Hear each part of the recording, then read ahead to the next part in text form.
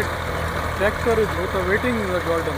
ये mixing the soil, cutting the grass into pieces and mixes it into the soil. It enriches the soil as well as softens it for the roots to spread. ये बाद में रोटावेशन कर रहे हैं. रोटावेशन बहुत ज़रूरी होती है. ज़मीन नरम हो जाती है और फिर जो घास है उसमें मिलकर खाद बन जाता है. इस तरह ये जड़ें आसानी से फैलती हैं और ये पौधों को खुराक भी मिलती है. ये थोड़ा सा आपको दिखाना था रोटावेशन का अमल.